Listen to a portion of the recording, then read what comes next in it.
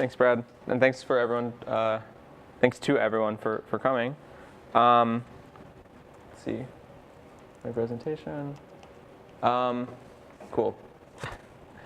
So, for everyone who I've already given this talk a couple times, so probably some people here saw it. I'm not going to do the whole thing, but we're here to talk about snark programming. This is an image that maybe illustrates how sometimes people think about snark programming, which is that it's some horrible, arcane thing, but it's actually not that bad. Oh, I should be over here. Okay. So let's learn a little something, and then we're actually going to get our hands, I would say dirty, but clean with all the beautiful snark code. Okay. So I'm Isaac. I work on Coda and Snarky language. Coda is a cryptocurrency that uses recursive composition to basically address blockchain scalability and accessibility. The kicker, I guess, is basically, if you never thought about this before, is that you sort of compress down the whole blockchain into one little zk-SNARK so that anyone can verify it to check the whole chain. So I think I made this claim at the ZK proof thing, and no one called me out on it. So I think I've written a lot of snark code. So I'm going to distill a little bit of that knowledge, I guess. Okay, so who has any experience in programming with snarks? Cool. Yeah, true. And who like has some inkling, what snark programming might be about? Yeah, Kathy, you should have raised your hand before. Yeah. So what are snarks? What do they do? If you haven't heard yet, basically, if you're given a program called P that has simplest case, 2 arguments, what you can do is for some public value x that's going to be one of the arguments to our program, what you can prove is I know some secret y, so that if you run program P on x and y, say it outputs 0, for example. Okay? That's the basic idea. And what's interesting about it is this proof, first of all, is zero knowledge, which means it reveals nothing about y, beyond the mere fact that if you plug it in to P with x, then it outputs true. Okay? But otherwise, it doesn't reveal anything about y, and also it's small. So it's concretely, it's like a few hundred bytes, so very small. And it's also very easy to check. So you can check a snark in milliseconds, regardless of how complicated your program P was. Okay? So it's this thing that lets you basically check that someone ran some program on some private data without having to see that data and without learning anything about it, and without having to redo that computation. Program here, what does program mean? Well, yeah, so if you want to talk about a program, you need to talk about a programming language. I claim, I don't know, maybe someone disagrees with me, but so it maybe is that language x86 assembly. Who thinks it's x86 assembly? A brave person back there. Well, it's not, but maybe it's C. It could be C. There are things that let you program snark to C, but that's not really. Python, yeah, maybe Haskell, I don't know, something else. Well, yeah, so it's something else. So what is snark programming? Well, it's programming. That's why I called it snark programming. And it's programming this function P, mostly this function P, but with a different kind of machine model. What is the machine model? Well, we usually talk about a computer program. That's like a program that you intend to execute on CPU. A snark program, analogously, is a program that you intend to execute on snarks. What are snarks? Oh, forget this. What are snarks? What's the difference? Well, OK, so first you have to think about what's the cost model, what's efficient and what's not efficient. And also there's this kind of extra superpower of having non-determinism, which is really cool, but also really kind of complicated and confusing to program with, and so you got to think about it. Forget the last thing. OK, so on a normal computer, what can you do? Who knows what you can do on a computer? No? Yeah, OK. Yeah, we'll talk about that later. So on a computer, you can do plus and times, with 64-bit integers. You can do memory access. You can do bit stuff. You can set bits, right? XOR, and whatever. And maybe you can do conditionals, right? Like you can jump somewhere or something like that. that's a normal computer. What about in the SNARK model? You can basically, well, you can do plus and times mod a large prime p. So that's kind of like being able to do arithmetic on 64-bit ints, but with like, for some reasons with a prime. And what else? Well, actually, OK. So let me just say, this is what you have to keep in your mind. Plus is free. This is like SNARK programming lesson number 1. Plus, it's free. You don't think about it. Actually, you're happy when you can do plus. Times is expensive. Well, it's cost 1, OK? And that's all you can do, actually. You can just do plus and times. That's it. So, you might hear this and say, that's it. Panicked, right? Well, actually, that is it, but also it's kind of cool. So we'll explore more. OK, I think the application that I wrote up a huge example for, anyways, for doing anonymous voting. So SNARKs have all sorts of applications, like one that I mentioned was blockchain scalability. You can sort of compress down the whole blockchain down to this one little SNARK. But you can also use it for kind of privacy-based applications. So one cool one is voting. So let's say we want to hold an election. What kind of election? Well, let's say we didn't already get pizza, or maybe we want to get another pizza. And we want to decide which kind of pizza do we want to get. OK? Does it make sense? Who feels that they want more pizza? No. Some people. OK. So, but maybe there are some like extreme partisans of one pizza topping or another. For example, I myself am extremely partial to mushroom, and actually I don't really like mushroom, but for the sake of example. And if I learned that anyone else didn't vote for mushroom, well, we're going to have a heated argument about it. So you probably want to not tell me if you didn't vote for mushroom. But that's not really true. I don't like mushroom that much. So what we'd like to do is basically design some kind of voting system in such a way that nothing about your vote was revealed, OK? But on the other hand, everyone would be able to see that the election was sort of carried about honestly. OK? Does it make sense? What our goal is here? Yeah? OK. So here's how it's going to work. Maybe we'll actually do this later. I don't know. Each person will choose a random voting key. OK? It's going to be like a random string. And you're going to publish a commitment to it. Who knows what is a commitment? Let me say, because it's important to understand.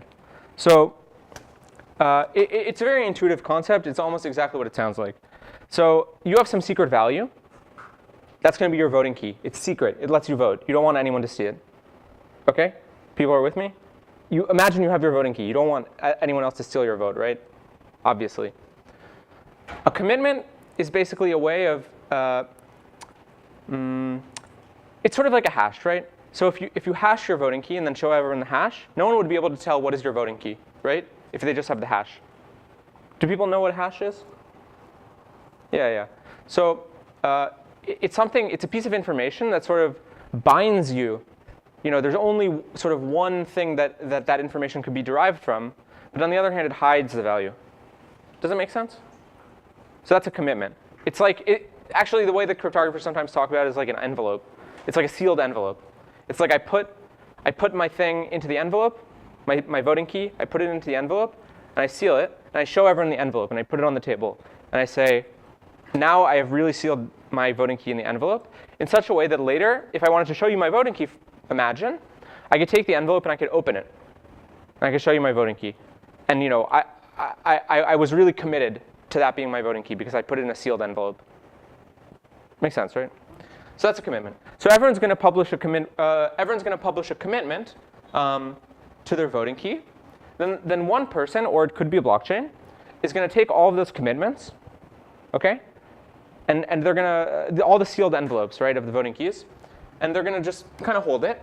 And then somehow we're going to design a system where each individual is going to use a zk-SNARK to vote using that voting key, but at the same time keeping secret which of the voting keys in the pile actually belong to them.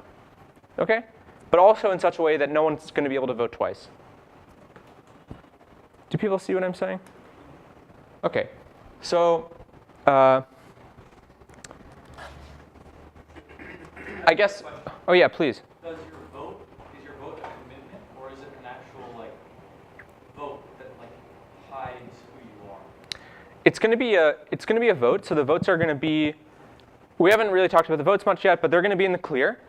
They're not going to be commitments. But the proof, somehow you're also going to publish a proof that you're actually allowed to vote, in such a way that it doesn't reveal who you are. OK.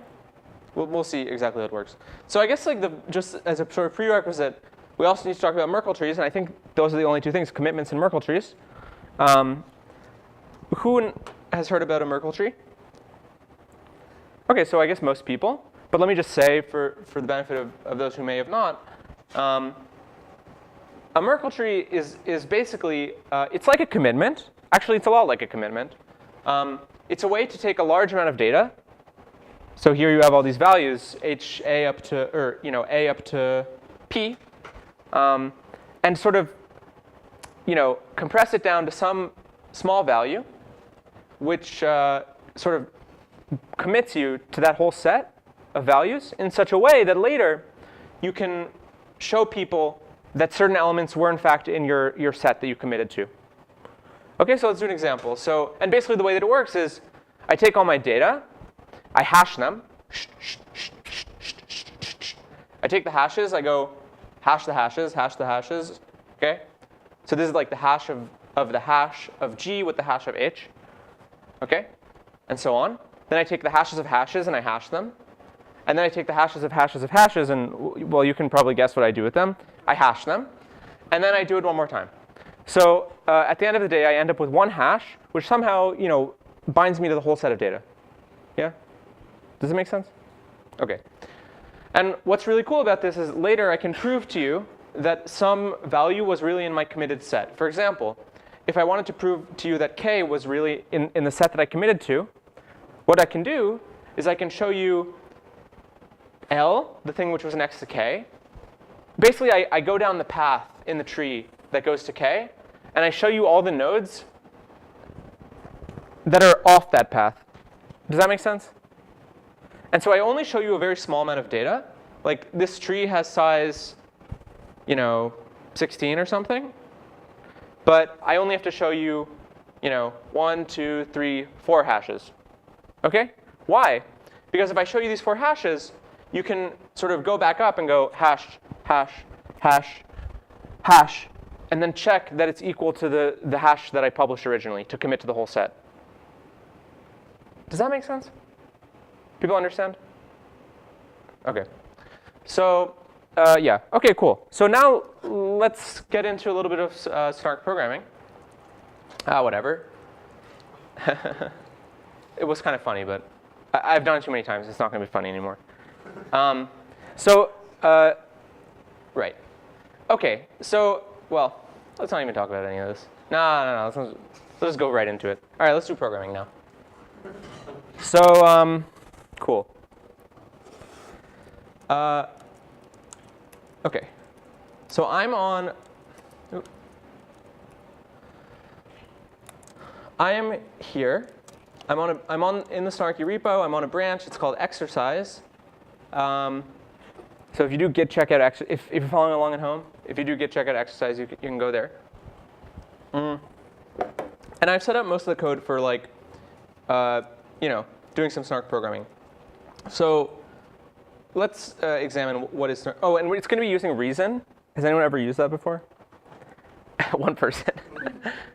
It's like a fake OCaml syntax made by some company, which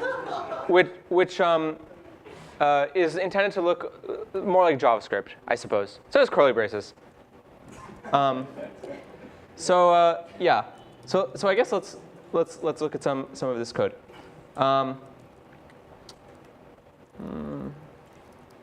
Let's write this program together. Oh, I suppose I. Can you zoom a little? Yeah. OK. So our first goal will be to write a division function.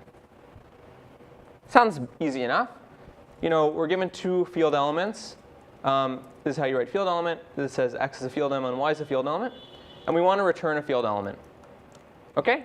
Make sense? Which field element? Well, x divided by y. Right? The thing is, we can only do plus and times. Do plus and times, which is scary. Do people know what I mean by divide? Yeah. So in other words, x divided by y is the field element for which, well, basically, it's a field element, say z, for which z times x equals y. Or no, z times y equals x. Right? Why? Because, well, if you, I don't know, that's just kind of what you want x divided by y to mean, right? Make sense? OK. So, oops. OK, so we can only do plus and times, which kind of sucks, because it's not at all obvious how we can get this value. Or does someone disagree with me? Is it obvious? Or is it maybe non-obvious, but you could arrive at a way to do it via thinking? Can you do bitwise operations, or just plus and minus? Just plus and times. So, and you can do minus. You can also do minus.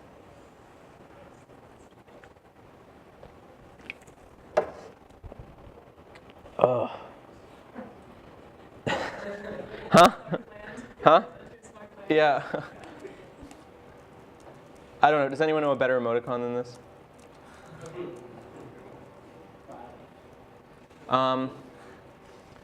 So, right. So, well, what I neglected to mention is that we have this magic non-determinism power. And what that lets you do is basically just guess something, OK? So you can just guess something, and then you can check that it's the right answer, OK? So intuitively, we want to say, guess z, check that, z times y equals x, return z, right? Does that kind of make sense intuitively? Yeah. What gives you this non-determinism power? Say again? Or what gives you this non-determinism power? How does this guessing actually work? How someone's got to compute that value, you're saying? Huh? Oh yeah. So Kathy said, what gives you this guessing power? Wait, can you say it again? Oh, what happens, you write guess here. Oh, thank you. You write guess here, but what happens when you actually compile this to a snark? How does the guessing mechanism work? Right. How does the value actually computed, or? Yeah. So there's no magic, and actually you have to write how the value is computed somewhere. I think I've solved it. Oh, OK. Solve what? Yeah. So you just would do a loop. You would just say z equals 0. OK. And you would just loop until, I guess, a magic number, at which point you would say we can't find, we can't do the division. Oh, that's an interesting idea. The problem is with exhaustive search is that the size of the field is really big. So it's 2 to the 256-ish. So exhaustive search will sadly not work. But actually, you actually just write how to do it. So I'll show you. So let's now translate this. I don't know why comments aren't working. I'm sorry. Into Snarky code. And the way that it looks is like this. It's actually quite similar. So instead of guess, you say exists. Yeah. Can you only work with integers? Field elements? Sure. Yeah, that's a good question. Everything has to be sort of built up. That's the only primitive type. So everything has to be sort of built up by one way or another using field elements. But there are things you can do. For example, you can sort of work with Booleans, which would be a field element which is either 0 or 1. And you can also do have records and tuples and stuff like that as well. And lists. And yeah, functions. But OK, so exists. So this is kind of what you say. So you can actually even say this. You say guess, or let z equal exists. Then you say assert z times y equals x. That's what we wanted to do, right? And then you say z, return z. So, I mean, pretty good, right? Almost what we wanted to write. Oh yeah. So there's an annoying thing, which is you have to explicitly say what the type of the thing that you're existing is. So you have to say it's a field element that I'm trying to guess. Yeah? So when you say exists, sorry. When you say exists, it automatically figures out the number, or just is like any number that exists? Yes. Well, the way that you should think about it is that they're sort of like, on one level, the semantics are completely specified by this, OK? So it just says, you know, or let me put it this way. The way that you think about a function is that function could return any value, which would make all the assertions pass. OK? But we'll get to how this value actually gets computed in a second. Because you actually just have to specify it explicitly, so there's no magic. Oops. So for example, like this is a little scary, this function. I just want to like let everyone know, because for example, if I do, you know, div unsafe 0, 0, OK. So what values could z take on to make this assertion pass, right? So this assertion now is going to be z times 0 equals 0. So what value could z be? Anything, right? So this function is kind of scary, which is why I call it div unsafe. So it's not safe in the sense that you don't necessarily know what it would return. On the other hand, if you do, you know, if you do something that's not 0, so if I did like 6, 3 or whatever, then what would this be saying? It would be z times 3 equals 6. And so then z really has to be 2, which is what you would expect. OK? But if both inputs are 0, then like this can be scary, which is why I call it div unsafe. OK. Now, as to how things are actually computed, there's, as I said, no magic. You actually just have to say. So there's two mechanisms for doing that. One is you can say, OK, I'm going to explain how to compute it. You put a function. Here, inside of this compute block, you can use this field.constant module. OK? And the idea is that with this field.constant thing, you actually have a lot more functions. So like, you have plus and times, but you also have division. You can also like turn it into a string. You can look at the bits. OK? So in field.constant, you can do anything with it. Does that kind of make sense? Yeah. Is the reason that you can do so many more things because you're operating over like non-plain text, like scalars instead of? Yeah, exactly. Yeah, so like for you snark heads out there who like know about constraint systems and stuff, you know, when you say like this field.t is really just like a variable in a constraint system. So it's really just like an index, like it's just an int. I mean, it's a variable in a constraint system. Let me say that. It's not really a field element, and field.constant is really a field element. Yeah. So OK. So anyway, so you can actually explain just how to compute it. So I just say field.constant, and then inside of here, well, I'd like to say x divided by y, but as I mentioned, these are not really field elements, so I have to say read var x divided by read var y. Sorry, it's ugly. So you have to actually explain how to compute it. And so, yeah. Does that kind of make sense? It's probably kind of confusing. Who has questions? Yeah. Oh, sorry. So you said you can't divide, and I get that. But here you have a divide. Yes. In this block. Yes. So we cannot divide field.t's, but we can divide field.constant.t's. So, you know, if I look at like read var of x, this will have type field.constant.t. So does that make sense? So we can divide field.constant.t's, but not field.t's. Yeah? Why don't you just turn everything into a field.constant.t? That's a good idea. Well, sort of. You can't call read var unless you're in here, unless you're in this compute block.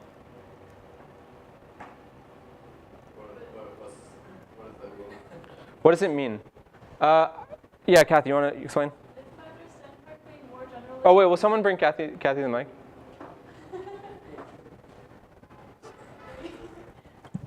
If I understand correctly, if you made everything a field.constant.t, your proof is no longer zero knowledge. Is that right? Well, yeah, it's kind of like your proof isn't really, yeah, sort of. I mean, it's like, you're just not putting it into the constraint system. Right. Yeah. Yeah, so maybe that's a better, like, higher level I don't know. conceptual understanding. Yeah.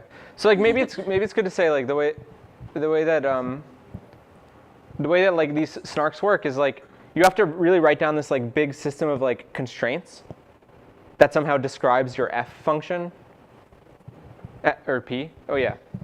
So what makes it safe then to use within that block? I'm still a little bit confused about that. Okay. So yeah. So let me pull up those slides for a second. To just recall one aspect. So with zk-SNARKs, what you can do is you can say, I know a secret y such that if I run my program on x and y, it will be 0. Okay. The thing is, there's sort of two aspects to what a snark program is. On the one hand, it should be this checking program, okay? But on the other hand, you also want to actually be able to compute the secret y. Does that make sense? And so that stuff in the compute blocks is for actually being able to compute that secret, because it's sort of like you're describing two programs simultaneously. You're describing this checking program p, but you're also describing the program that's going to generate this compute this y. Don't you choose the y? Because you have your secret. Yes. Y is So, the secret. y is yes. Oh, yes. I don't. Can you repeat the question? With the mic. Oh. You said that you're generating p in this program, but I thought p is your like pre-known secret that you like. Why would you need to regenerate your own secret that you already know? Oh, why don't we do a complete example? Actually, maybe I should have just done that. The actual example I did was super complicated. Oh, maybe we should look at the actual example. What do people think? No? Too okay. I think it's in vote or something.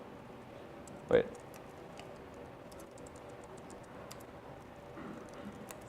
Okay, so cool. Here's the actual example. So in this example, right, so this is the voting system. We have this public value x, right? So in our example, the public value is going to consist of three things. It's going to consist of the Merkle tree, the root of the Merkle tree that everyone knows, right? Do you remember the Merkle tree? So what happened was, oh, I didn't say what we did with the Merkle tree. Remember everyone's envelopes? We took everyone's envelopes.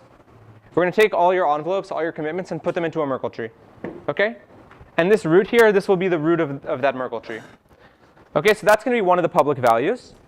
The other is going to be something called a nullifier. What's a nullifier? Well, I'm glad you asked. If you think about the envelope, you can think that really what you put in that envelope was two things. In addition to your, let's say you can imagine, let me put it like this. You can imagine your voting key is like, like a paper, with like a paper with like a perforated edge, okay?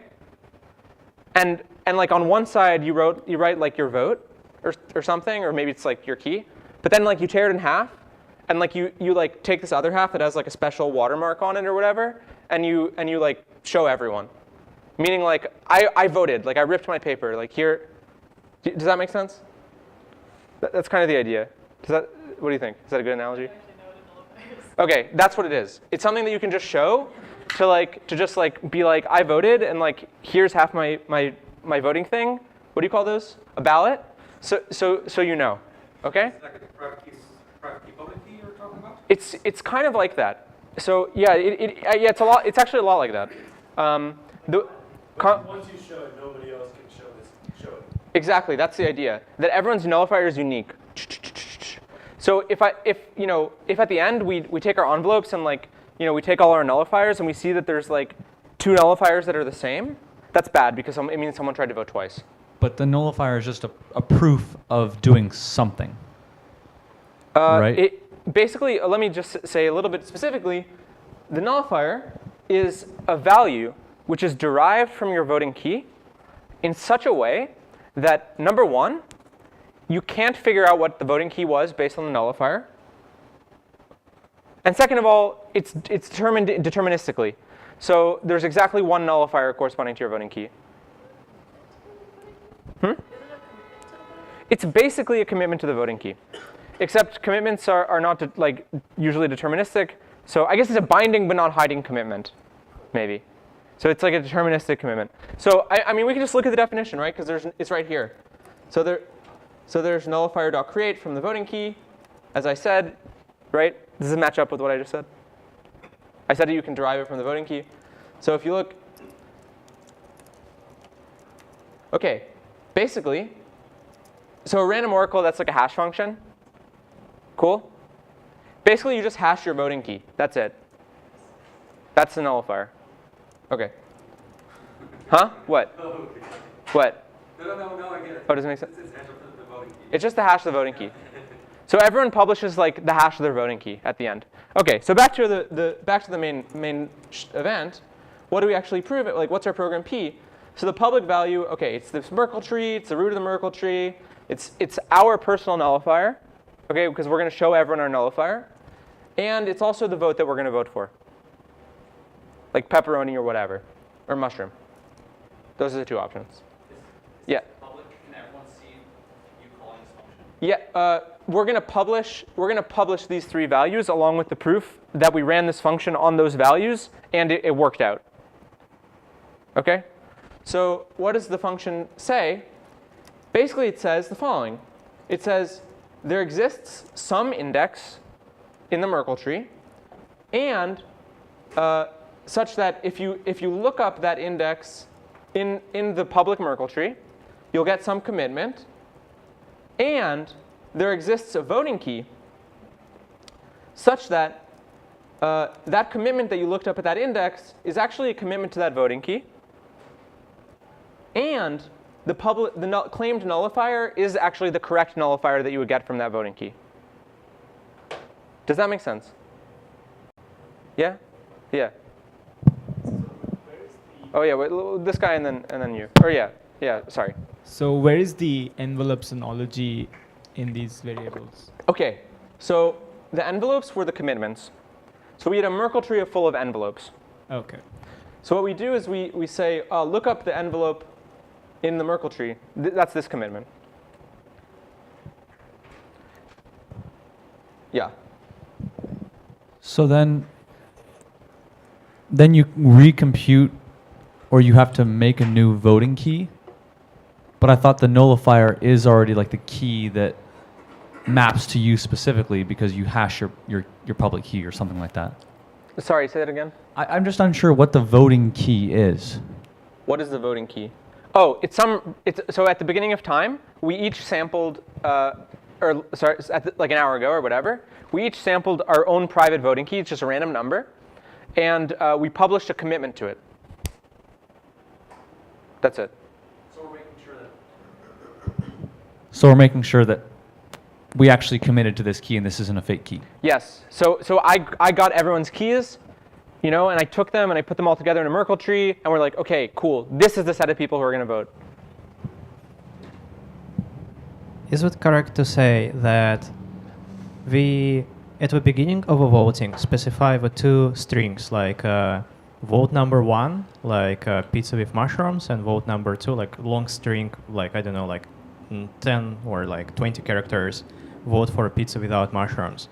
And each of individuals choose a number, and what happens, they send you, like as operator, like a hash of this like string and this random number, and you do like Merkle tree and all this stuff, and after that, they reveal somehow this random number, and everyone can just put like this pre-existing constant, like vote number 1, vote number 2, and take this random number and can recalculate a hash and can confirm this commitment. Not exactly. So actually, the only thing that's in the Merkle tree Uh-huh. is everyone's special voting key, the commitment to the voting keys. But commitment of voting key is a hash of a voting key plus one of options of voting? No, the commitment to the voting key is is basically, it's a hash of the voting key with some randomness. Okay. It's an envelope that just has your key in it. It just has your ballot. And what you do with this proof is you say, OK, first of all, I'm going to open my ballot. I know how to open my ballot. And I'm going to publish like this half of my ballot that says I use it up, so no one else can use it. Can't I exploit this though and vote multiple times? Because it doesn't seem like we're storing in the state anywhere the Yes. fact that you voted. Yes. So this is just like the proof, I guess. It's not the whole verifier for the whole system. So the whole system would collect everyone's proofs. It would check them. And it would add up all the votes. And crucially, it would check that each nullifier was only used once.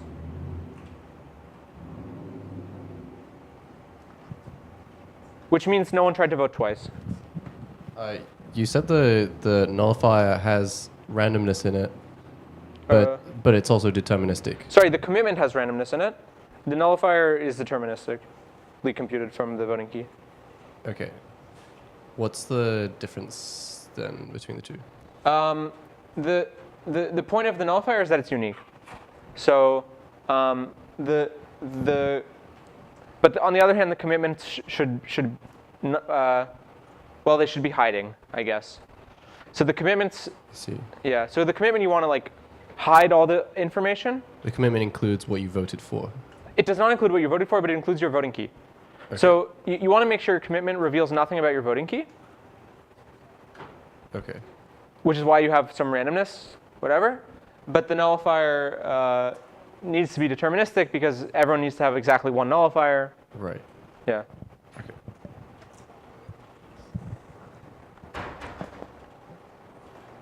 OK. What do people think? Maybe we go through, maybe we understand better. OK. Yeah. What should we go through? Like if we finish the exercise, or we already finished the exercise? Oh. People. So OK. I guess we have some options. Like what? There are some exercises that you can do if you have a computer and would like to do it, or we can do them together. I don't know. Should we vote? Yeah. So basically, you know your nullifier, and you know your vote, and those two you have to know in order to make a vote, right? So the nullifier, you know, basically from your voting key. So at some point, you have to take your voting key and run it through the nullifier, right? Right. Before you call that function. Before you call this function. Yeah. The main. Yeah. So yeah. So when you actually call this function, you're gonna call it. Here, I'll show you. So at the end of the day, here's what you do. So this was main here. Oops. I just called this main. OK? So what you do is you say, OK, I'm going to set up a proof system. The input, what's going to be the input? So you have to write down what the input is. But basically, so you have to say, oh, the input, it's a Merkle tree, it's a nullifier, and it's a vote. OK? And the function that you're going to be checking is this main. OK? And then you say, when you actually want to create your proof, you call proofsystem.prove. With that proof system, ignore this for now, and with the nullifier that you create from the proving key, as you said, or voting key. Cool. So what do people think? Should we code it together? Should we do an example? Should we code some example thing together? Do people want to do it on their own? So I have some issues installing the toolchain. OK. I'm not sure if other people were able to install. Yeah. Who wants to do things alone? Who wants to do things together? Let's do it together. Sorry, there's overwhelming support for doing things together. OK. So perhaps we can go into some of the definitions of the things we're using here. I don't know. What do we think? So for example, like, what does Merkle tree.lookup do, right? Like, this is just a hash. This isn't even the whole tree, right? So like, how does this function even make sense? You see what I mean? It kind of doesn't make sense, because you have a hash. You can't go back and look up a value from it. Except we have our secret exists thing. We can do non-determinism. So that's how you actually do the lookup. So let's program that together. OK, because I think I didn't. Yep, I didn't do it. OK, so the author has very helpfully left us a hint here. OK, well, first let's say what we want to do. We want to write a function which takes the root of a Merkle tree and an index into that Merkle tree and returns the commitment which is at that index. Remember, that's what's at the leaves of our tree, commitments, envelopes. Cool? OK, so how are we going to do it? Here's a hint. What if we took a function, defined a function that was called check Merkle path, which say took the index, took a commitment, and remember those paths? You remember the paths? It was a list of hashes, right? So say it also took a list of hashes, which let me just make it a little type synonym. So I'll type it as a Peterson hash. So we're going to take a function that's going to take the index, the commitment, and a list of and a path, which is a list of hashes, and then check that that's equal to the root. It's just what I did before when I was like hash the hash, and then hash the hash for the hash, and so on. Like here, we're going to write the function that takes this path, that is this list of hashes, this one, and this one, and this one, and this one, along with the commitment, and then go back and compute what the implied root of the tree is, and then check that against the claimed root. Yeah. Is there a way to make it generic, the lookup function? Oh yeah, like over the element type? Yes. Yeah, we could have done that. Okay. I didn't want to complicate the example.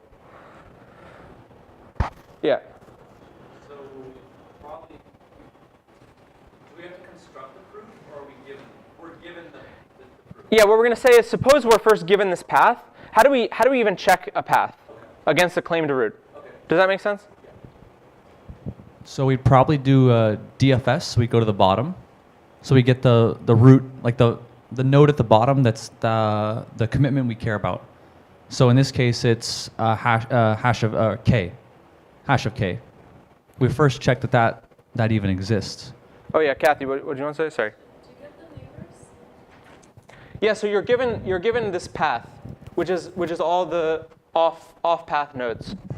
But do you get the neighbors that are in the, like the neighbors of the nodes? Oh, like the neighboring commitment? Yeah. Let's just say the leaves are hashed also. Yeah. The format you'd get this data in is just like a list, Oops. right? Yep. So then you like recursively traverse to the end of the list, which would be like your hash item k, and then you would return the hash and then hash it together and then return that, and then it would just fill up. Yeah, and then exactly. at the end, when the recursion bottoms out, you check to see if the root equals to that. Yeah, exactly.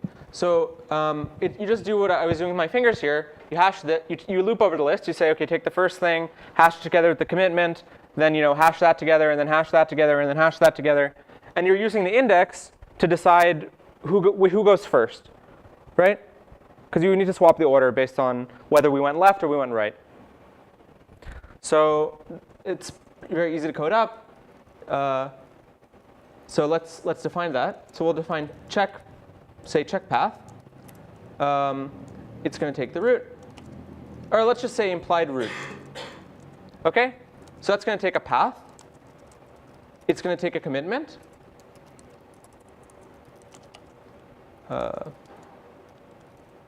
And an index. An index, by the way, is a list of bools. And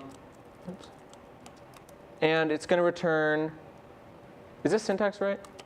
It's going to return a hash. OK? So like the root. The implied root. The root which is implied by this path. And OK, so you just do like, oh, who knows about functional programming? But who knows about list.fold? Or reduce or whatever? OK, so fold just means reduce. Reduce. Oh, except it's reason. This is like reduce. I think there's also reduce, but it's a little different. Whatever. I'm going to do fold. OK? So this just like loops over a list, and you have a combining function. Yeah? Yeah. We need to include one more field in this function, which is like a Boolean that just says whether we're going to the left or to the right. What index That's we're going to be currently encoded in this index. at. Okay, cool. OK, so here's what we do. Well, actually, we don't have to just fold over one list, but over two lists, right? So there's this very helpful fold to xn. We are going to fold over the index and also the hash. And we're going to say, merge. And if it's, you see what I'm saying? I guess I could write a for loop. I don't really know how to do that, though. Should I do a for loop? For loop? Fold. Oh, OK. John feels strongly. Or maybe I'll just zip. I'll do zip, so we don't have to think about fold too. So I zip these two lists together, the index and the path. And then what I say, OK, the starting value is going to be what? The hash of the commitment. So I very helpfully wrote hash leaf, hash of the commitment. And the combining function, it's going to take the, whatever, intermediate hash. It's going to take the, left or right, the bit. And it's going to take what? The hash on the path. Yeah. And it's going to combine them. How is it going to combine them? Well, basically, we're going to screw it up. But like basically, if it's 0, then you do whatever. It's one of the two. It's a tutorial. It doesn't matter. So we're going to do like, we basically want to do like, if, let me say is right, right? Because true, right means true. OK, is right.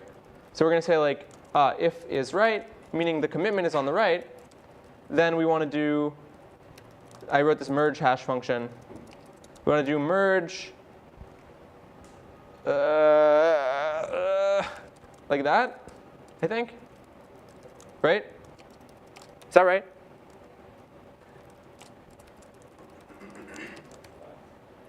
Does that make sense? True. The only problem is that we can only do plus and times. And here we have written if. So that's not good. But, Someone, what? Yeah, it is funny. But you can kind of simulate if with plus and times. So if you have a then and an else and like a condition, what you can do, and you want to compute like if b then else else. You see what I mean? Or like else, or I'll call these t and e.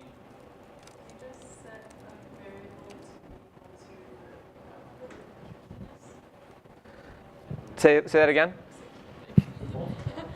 Do you just set a variable that's equal to like 1 or 0 depending on whether it's true or false, and then like multiply that variable with statements? Yeah, basically. So like what you do is you got this b, so you do like it's kind of like whoever did like a linear interpolation. Yeah, it's just like linear interpolation. So you say like 1 minus b times, if b is 0, then I want this to be 1. So that's going to be the else case plus b times then. Does that make sense? It's an indicator function. Yeah, it's like that. So it's like linear interpolation, right? But then this kind of sucks because we're doing 2 multiplies, but we could actually be just doing 1 multiply. So the other way to think about it is you like start with e, and then you conditionally add e minus t. Yeah. It's just you just simplify this, and it would be that. And now we can just do 1 multiply. So that's better.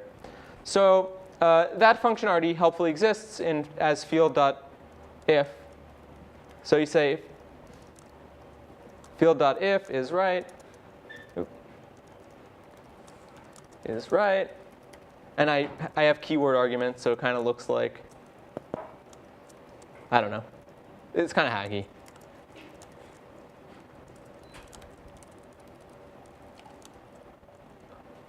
OK, but actually, we can even go a little bit further.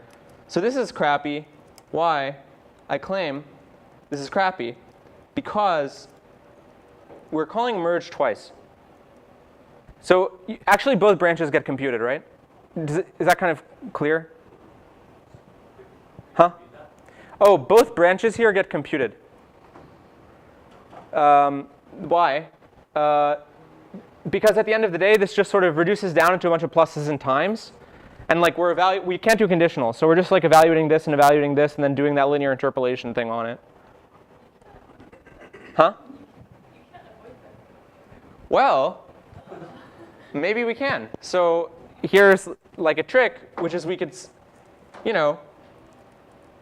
what if we sort of computed, okay, what's supposed to be the left input to merge and what's supposed to be the right input to merge? So what if we said like, let L equal field.if is right, okay, then the left, what's the left input to merge supposed to be if we're in the is right case? H, right? Yeah. And then then H. And in the other case, it's supposed to be, and then intermediate. And in the right argument is just swapped.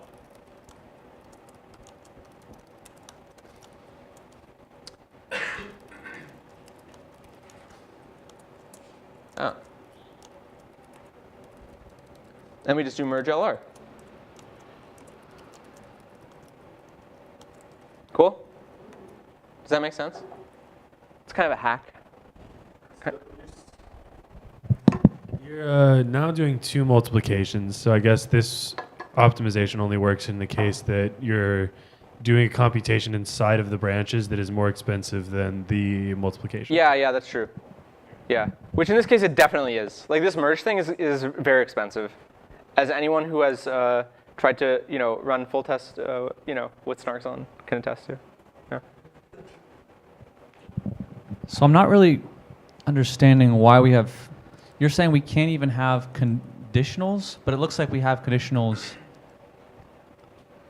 Oh, because like fold or something, or no? No, right, because you're saying field.if, so that seems like there's like a built-in statement. And then you said, oh, well, everything gets computed anyway. Oh, yeah, under the hood, I mean, if we just look at the definition of field.if, it's literally like, it's if of b then else equals like what I wrote. So equals b plus, or b times, it's literally that. Oh, no. Oh. So it's just like a macro. Yeah, it's literally just this function, except for, oh. As. What? Oh. Yeah. I don't really know reason. Okay. That's weird. So it's literally just this function. So do you see what I mean? It's not a branch. It's just this. Okay. Okay. So there's probably some type errors or whatever, but tildes. Let's see. Did we make any type errors? I think that's supposed to be a tuple. Isn't it? Here? Oh, good point. Yeah. Huh? Oh, other way. Yeah, good point. Oh, okay, we're so close. Why does it? Oh, I switch. Oh, other way that way also. I see. Oh, wow. The magic of types. Okay, cool. So we're almost done. So that's the implied root function. So does it make sense what it does? It takes a path, it takes a commitment, it takes an index, and it computes what would the root be if this was a real path, right? So what we're going to do if we want to look up, how are we going to look up? We just do this. We say, hey, guess a path. And I already wrote this authentication path thing. We say, guess a path. And furthermore, well, now just check that path. So check the path. No, wait. Oh, yeah. Compute the root. So path, commitment. So you guess a commitment in a path. You check the commit. You compute the implied root. What order to take the arguments in? They took the path. Then it took the commitment. Then took the index. Yeah, compute that. And then, yeah, just check that that's equal to what the claimed root was, and then return that commitment. Make sense? Oh, yeah. Thank you. Who actually or what does this guessing?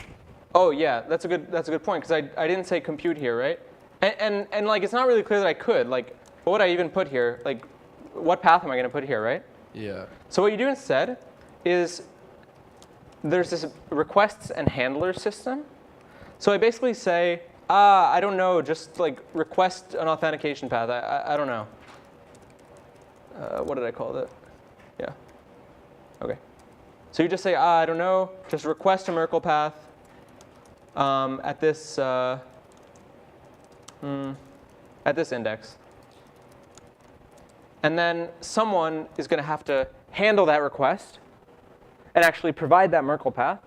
And what that code looks like, it's here. It's in voting. Well, it's this handler here, and I guess it's really in Merkle Tree. So we define this handler. Basically, this is like this is a request handler. It says, oh, if someone it takes as input a tree, so an actual Merkle tree, and it says, hey, this is a handler, a way of answering those guests, and you say, hey, if someone is to ask for the Merkle path at a given index, respond by providing the value that you get from calling this getPath function. And getPath function, it legit has the whole tree, and it can do conditionals and stuff, and like look at the tree and look at it and whatever. And so it actually computes the whole path. It actually, yeah, it has the whole tree, and so it can go and compute the path. So there's this like, yeah. Does that kind of make sense? All right, people are flagging. I guess it's been a while. I don't know. What should we do? Is it enough? Are people on? Yeah. Maybe now we'll just do questions. Enough programming, right? Or is it? Yeah. It's enough, right? Yeah.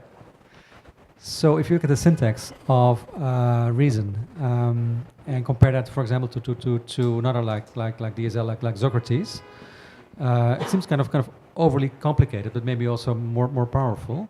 Could you go into the details why you chose this? And I think one of your engineers mentioned Maya, yeah, or Meja, yes, or whatever, which may be something similar to Socrates. I'm not really sure. Yeah. So thank you for asking. So Matthew Ryan, who works on Snarky and is responsible for all this basically that you see, except for the example I wrote that, but everything that's good, is from him, and everything that's bad is from me. So he's also right now. Okay, well, to answer your question, like why is it reason or whatever, you got to use the existing editor tool chain. The rest of our program is in OCaml, so it's very easy to sort of plug in values and stuff, which is nice. But Matthew has also been working on another nicer syntax, so you don't have to. You can elide a lot of the things that you have to sort of be explicit about. You can elide them. So you can really write if instead of field.if and crap like that. So it will be like Socrates in the end? Yes, but in a lot of ways more powerful, because you'll be able to sort of like Socrates, for example, there's no functions, Like you can't do list.fold or yeah.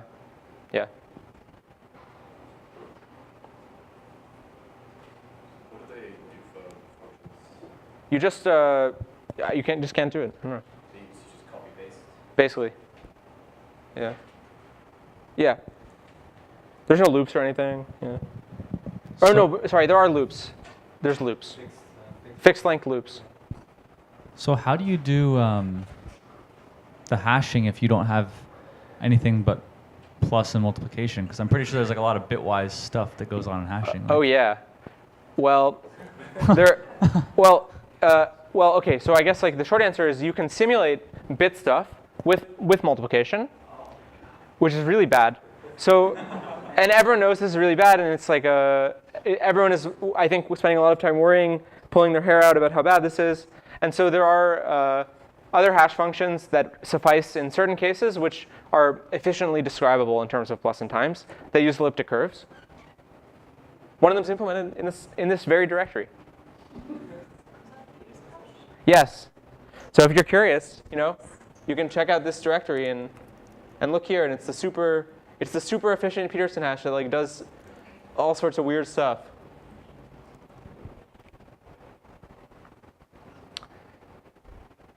Okay. Anyone want to say anything else? Questions?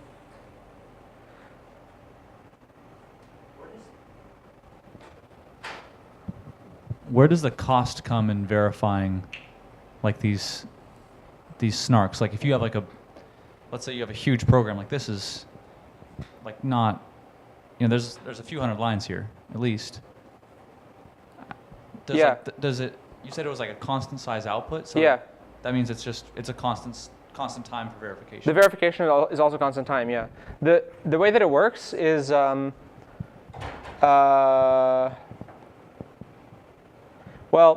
what the verification actually, if you know something about cryptography, like what the verification actually does is it does some pairings. And if you don't know about cryptography, what the verification does is it's kind of like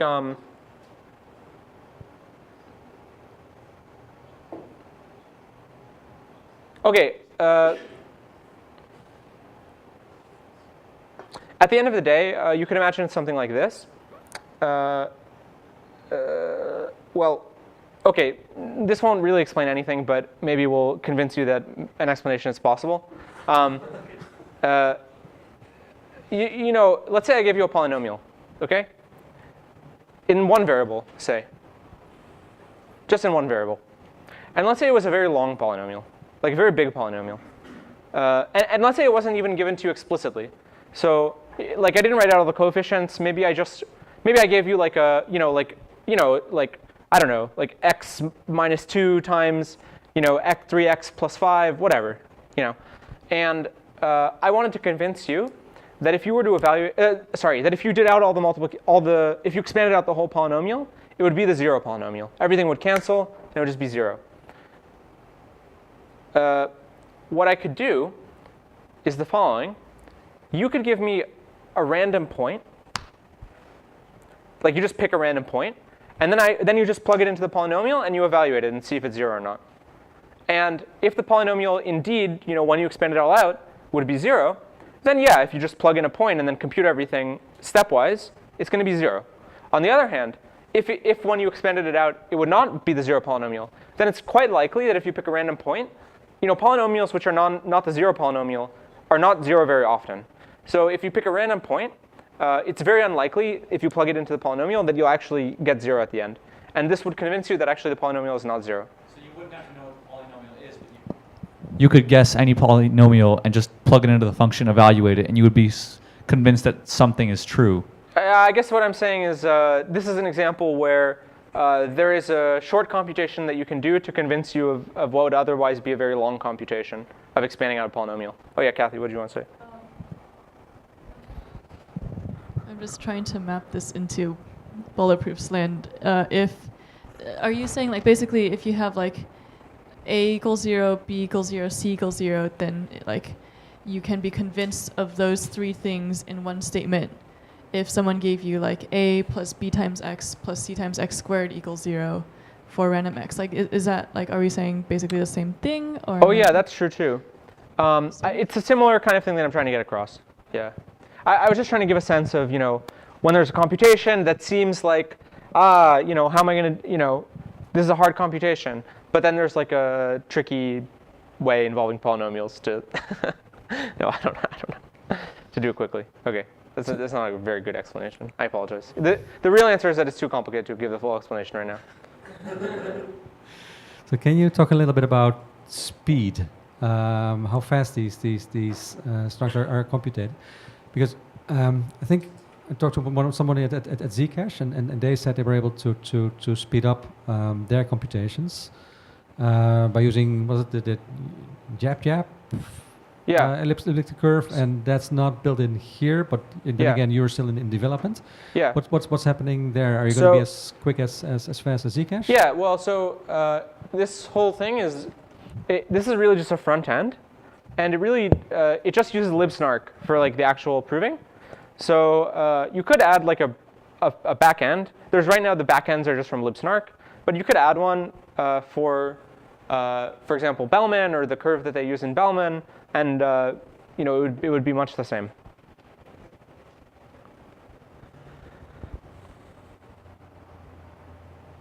Okay. Oh, yeah. So could you tell me a little bit about how the recursive snark composition works? Maybe we can do it offline. Okay.